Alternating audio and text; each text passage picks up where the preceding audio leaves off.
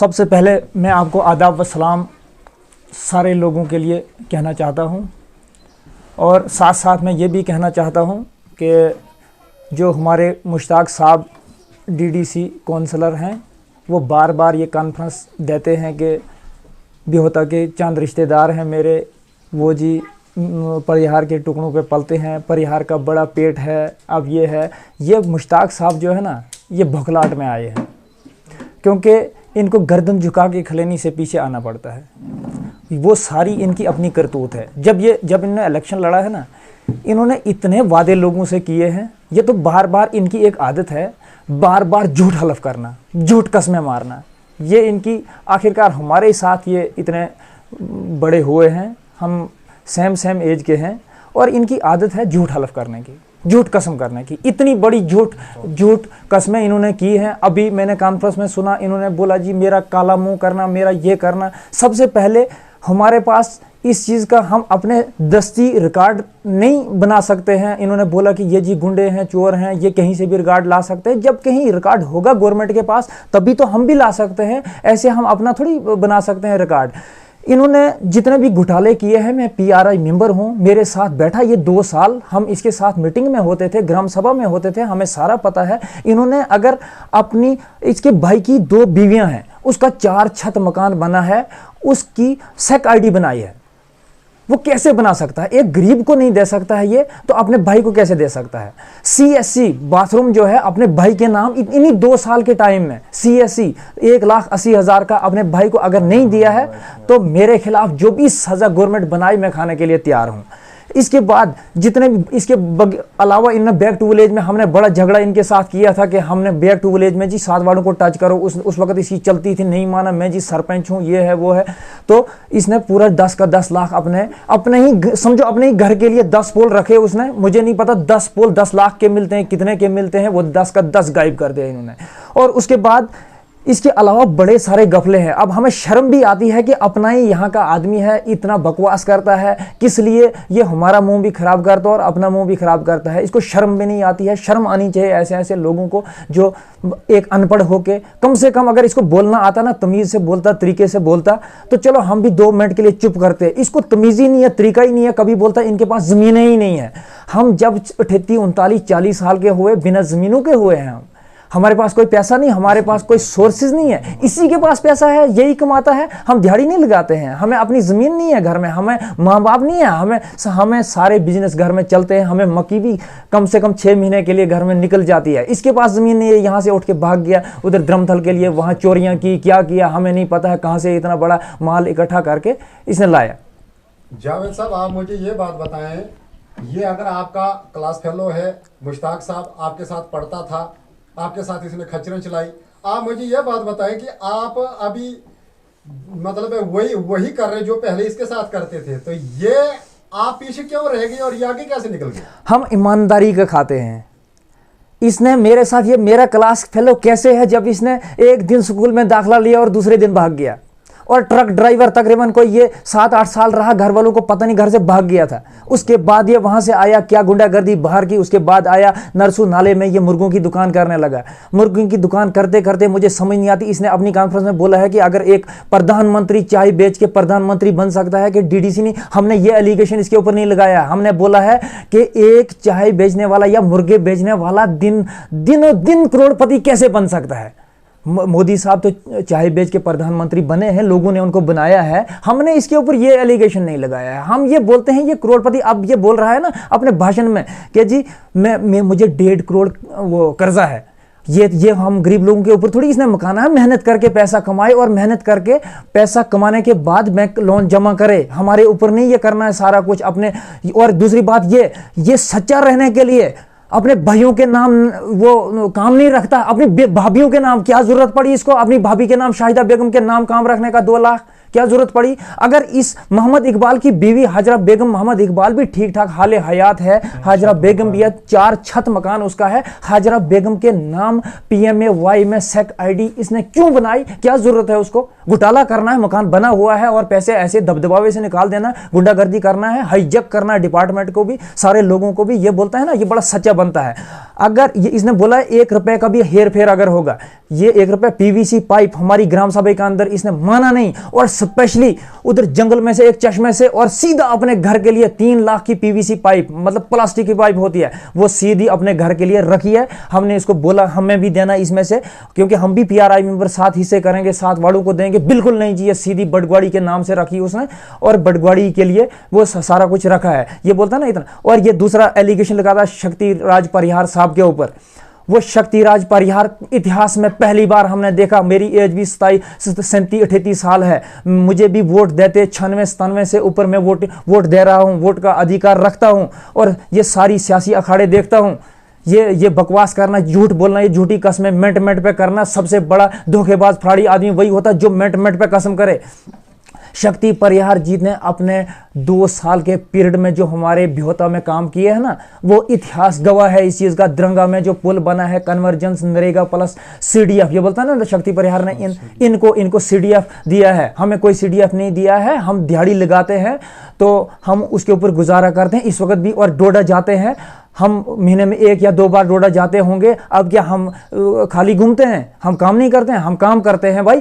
तो और दूसरी बात, सबसे बड़ा ये बोलता है ना मुझे सबूत दीजिए, मैं इसको सबूत, जीता जागता सबूत देखता हूं। यहां जितने भी ब्योता सड़क के ऊपर जितने भी सारे मेट लगे हैं ना काम करने, इसमें PMGSY के अंदर जो दीवारों का काम करते हैं, कलवड़ों का काम करते हैं, उनसे पूछा जाए, कोई बाहर से टीम भेजो, उनको पूछो, अगर 17 से लेके 2020 तक 3800 रुपए पर cubic metre rate Ratanchand concrete का रतनचंद दे रहा था आपको, और DDC बनने के फौरन बाद वो 3800 से सीधा माइनस में 2800 पे क्यों आया?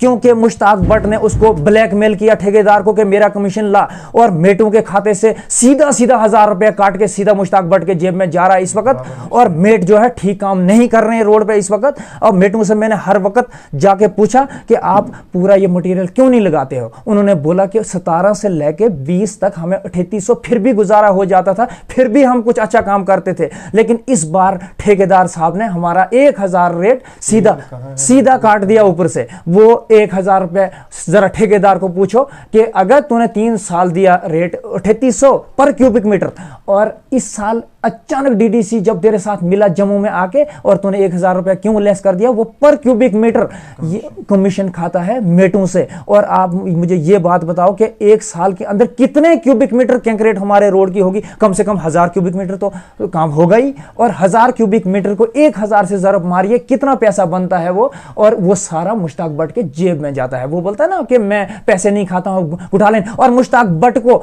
ये जिम्मेवारी है, एक DDC काउंसलर है वो उसने हमारी रोड के पैसे खाने हैं या रोड के ऊपर घोटाला करना। फिर बोलता है जी, फिर बोलता है जी हमारा, मैं रोड के बारे में देख रहा हूं जी, वो कैंकरा डलवा रहा हूं, ये कर रहा हूं। जब हर एक चीज पे वो कमीशन खा रहा है, वो रोड कैसे बनवाएगा? मुझे तो समझ नहीं आती है। जय आप इन मेटों से ही दरियाफ्त कीजिए।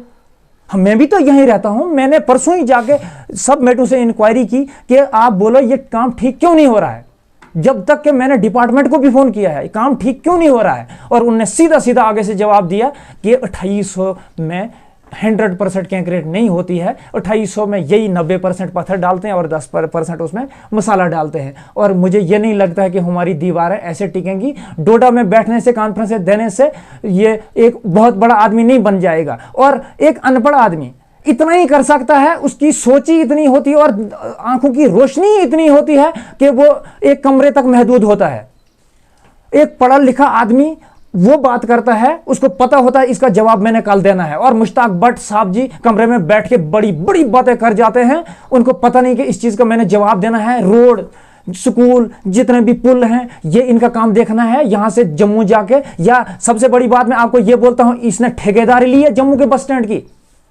हिंदुस्तान के अंदर कोई सरकार नहीं है, जम्मू कश्मीर के अंदर कोई इस वक्त गवर्नमेंट नहीं चल रही है। इसका काम बिहोता के अंदर देखना है, मेरा रोड चल रहा है, मेरे काम चल रहे हैं, वहां पे बैठ के ये कमीशन खाता है, और इसको जम्मू बस स्टैंड के अंदर इसको खड़े दिखाई देते हैं, अपने रोड के खड़े नहीं दिखते हैं इसको, जिस रोड पे ये सुबह शाम चलता है, और इतना बकवास करता और बोलता है ये जी पेंटें लगाते हैं, हमने नंगे चलना है, ये खुद नंगा चलता है, इसको पूछ के हमने दुकान पे जाना है, इसको पूछ के हमने पैंट लगानी है, और ये बोलता है इनके पास जमीनें ही नहीं है। भाई तू मुझे पाल रहा है, तुम मेरे घर में मुझे रोटी देता, कभी जिंदगी में एक बार भी तेरे होटल पे आया, मैंने चाय पी है तेरे होटल पे? ये क्या बोलेगा? इनको शक्ति परिहार के टुकड़ों पे पलते हैं। शक्ति परिहार एक ईमानदार और दयानतदार शख्स है, उसने अगर देखा है मरम्मत के अंदर देखा, हम पूरी मरम्मत का नहीं आपको बता सकते हैं। अगर आपने देखना है, सारे लोगों ने देखना है, कम से कम बिहोता के लोगों से पूछिए कि अगर दरंगा पुल बना है वो सीडीएफ में बना है, अगर गुधोरी पुल बना है वो सीडीएफ में बना है, अगर उधर कैंठी पुल बना है सीडीएफ में बना है, अगर हमारी हायर सेकेंडरी जो उनने दी है, सैंक्शन करवाई है, यहाँ के लिए हायर सेकेंडरी खुली है और उसके लिए डेस्क तक उन लोगों ने दिया। और अगर छोटे मोटे काम यहाँ कोई सी पास दिया होगा या कहीं दूसरा और कोई काम दिया हो, बाथरूम किसी को दिया होगा, अगर ये मुझे एक भी हम लोगों में से एक भी एक ऐसा बाथरूम दिखाएगा ना गवर्नमेंट की किसी फाइल के अंदर के जो हमने दोबारा बनाया है, गवर्नमेंट के अदारे में कि हमने दोबारा किसी भी बाथरूम का बिल निकाला है, वो सारे काम ये करता है और एलिगेशन हमारे ऊपर लगाता है। ये सबसे पहले सबूत दे कि ये अगर पेंट लगाता पैसे कहां से लाता है, और अगर मैं लगाता हूं मैं कहां से लाता हूं। इसको इतनी अकल नहीं ऊपर वाले ने दी है, इतनी खोपड़ी खराब इसकी हो गई है कि मेरे लिए मैं इतना काम नहीं कर सकता हूं कि मैं अपने लिए कपड़े खरीद सकता हूं। या अगर 2014 में बीजेपी यहां आई, शक्ति परिहार आया 2014 तक, उस वक्त मेरी एज 32-33 साल थी, तब तक भी मैं किसी के टुकड़ों पे पलता था, तो उसके बाद मुझे ये शक्ति परिहार पालने लगा। इसको शर्म आनी चाहिए, और हमें अपना है ये नहीं कि लोग हैं हमें। इसको शब्द सबसे पहले कीचड़, वो बोलता था ना भैंस कीचड़ में जाती है और कीचड़ उछालता है, इसको तरीका ही नहीं है बात करने का। सबसे पहले मैं इसको बोलता हूं तू तरीका बात करने का सीख, अगर तुझे नहीं करना आती है चुप करके बैठ। फिर बोलता है, उसने खतराड़ से फारूक सरपंच ने बोला था ना इसको कि तेरी नहीं चलेगी, उसने ये नहीं बोला था कि नहीं चलेगी। जिसके पास 69 या 71 लाख रुपया आया गरीब जनता के लिए, वो बोलता मेरे पास पावर ही नहीं है। अगर मैं एक पीआरआई मेंबर हूं, अगर मुझे 10 लाख रुपया आएगा ना एक वार्ड के लिए या अपनी पंचायत के लिए, मैं उसमें सेटिस्फाई लोगों को करूंगा, मैं उसमें लोगों के काम करूंगा। जब इसने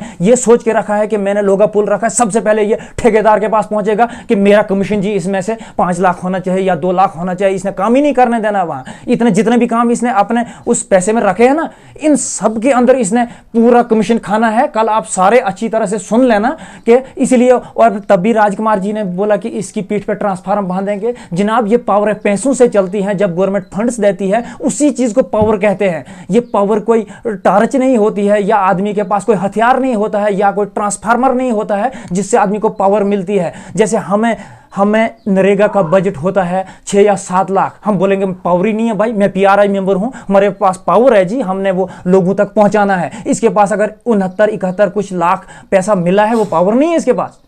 अगर हर वक्त ये बयान देता है बातें करने के लिए इसके पास पूरी पावर है, लेकिन लोगों को खुश करने के लिए इसके पास पावर ही नहीं है। वो कौन सी पावर ये ढूंढता है, वो हमारे पास नहीं है, ना कुछ हिंदुस्तान गवर्नमेंट के पास इसके लिए कोई भी पावर है। लिहाजा में अगर ये अक्लमंद होगा, ये सोचेगा और समझेगा, ये झूठ हल्फ नहीं करेगा और झूठ कस्में नहीं करेगा। और ये बोलता है ना मैं इस्तीफा दूंगा, इसको बोलो कल जाके इस्तीफा दे, नहीं तो चल डीसी ऑफिस में चल, वहां बैठ के टेबल के ऊपर तेरे सारे सबूत दे देंगे और वहां से इस्तीफा दे के घर में आ और चुप करके बैठ। तेरे बस का काम नहीं है और तेरे बस की बात नहीं है ये सारे काम करना, और तेरा काम एक ही है कि झूठ बता के लोगों को बेवकूफ बनाना। और सबसे पहले इसके इतने सारे लोग आते हैं यहाँ पे इस वक्त भी कि हमें जी दिहाड़ी पर रात दिन लिया था इलेक्शन में, इसने ये जी पैसा नहीं दे रहा। कोई बोलता मुझे 700 रुपये दिहाड़ी मानी थी, कोई बोलता 500 रुपये मानी थी। तो इस वक्त उनके साथ भी धोखा कर गया है ये। और ये मैंने आपको साफ साफ ये बताया कि मिनट पे कसम करता है। इसकी वीडियो में देखो, इसकी कॉन्फ्रेंस में देखो कि कभी बोलता है मुझे बच्चों की कसम है, कभी बोलता है मुझे फलानी कसम है, कभी बोलता है मैं मुंह काला करूंगा। इसकी दौड़ी झूठ के ऊपर है, सच ये बोलता ही नहीं है। लिहाजा मैं आप लोगों से लास्ट पे यही बोलता हूं कि कम से कम इसको समझना चाहिए। हम गरीब अगर हैं, इस वक्त मोदी साहब ऊपर से जो पैसा दे रहा है, मोदी साहब ऊपर से पैसा दे रहा है, सबसे पहले पंचायत में पैसा आता है 14 FC का आया, वो भी गरीब लोगों के लिए है, और अपने मुंह से ये बोलता है ये मेरे सारे रिश्तेदार जो है ये गरीब हैं। अगर इसकी आंखों में पानी है और इसके दिमाग में ये बात घुसी है कि ये सारे गरीब हैं, ये ऊपर से पैसा किसी एजेंसी के लिए नहीं होता, ये गरीब लोगों के लिए होता है। उसके बाद बीडीसी के पास इतना पैसा आया, वो भी गरीब लोगों के लिए है। उसके बाद डीडीसी के पास पैसा आया, वो भी गरीब लोगों के लिए, ये डेवलपमेंट के लिए है। और ये बोलता है मैंने जी इन अपने रिश्तेदारों के लिए शिकंजा कस के रखा है। इसका मतलब ये आप खुद ही समझो ये हमें क्या करना चाहते। ये सोचता है इनको रोटी भी मत घर में मिले, इनको ऐसा शिकंजा कसूंगा जब तक। और ये हमारे घर में आए जब इलेक्शन था, ये बोल रहा था कि अगर आप जब तक आप बीजेपी नहीं छोड़ोगे तो हम मैं आपका पीछा करता रहूंगा। हम इतने बड़े लोग नहीं हैं, हम ग्रास रूट लेवल पे छोटे वर्कर हैं, छोटे वोटर हैं। हम इतनी बात कर सकते हैं, बड़ी बड़ी बात करना हमारे लिए जायज़ नहीं है। जैसे ये मरम्मत में बैठ के जम्मू बस स्टैंड के खड्डों की बात करता है। भाई तुझे इस चीज़ का ठेका नहीं, वो बड़े बड़े सियासी लोग बैठे हैं जो सरकार के अंदर काम कर रहे हैं, बड़े लेफ्टिनेंट गवर्नर साहब बैठे हैं, ऊपर से पूरी हिंदुस्तान की सरकार उसके ऊपर देख रही है। तूने क्या ठेका लिया? तूने अगर ठेका लिया है बडग्रांट उधर खलेनी से बिहोता तक जो रोड है और खलेनी से बाड़ी तक जो रोड है, जो उसकी कॉन्स्टिट्यूंसी के अंदर रोडे हैं, उनके ऊपर नजर रखना है, ना कि कमीशन खाना है। पानी का इंतजाम करना है, बिजली का इंतजाम करना है, जिस किसी गरीब को कोई परेशानी है उसका देखना है। तो ये सारी चापलूसी कभी बम्बई तो कभी दिल्ली तो कभी जम्मू तो कभी श्रीनगर की करता है। इतना बड़ी पावर इसके पास नहीं है। अगर ये लेना चाहता है तो इसको बहुत बड़े बड़े इलेक्शन लड़ने पड़ेंगे और बहुत बड़ी बड़ी कुर्सियों पर जाना पड़ेगा। इसको थोड़ी सी अकल होनी चाहिए। एक अनपढ़, लेकिन फिर भी लास्ट में मैं यही बात कहता हूँ आपको कि एक अनपढ़ इसी किस्म की बात कर सकता है, वो कोई अच्छी बात नहीं कर सकता है। लिहाजा मैं आपसे रुखसत चाहता हूँ। खुदा हाफिज़।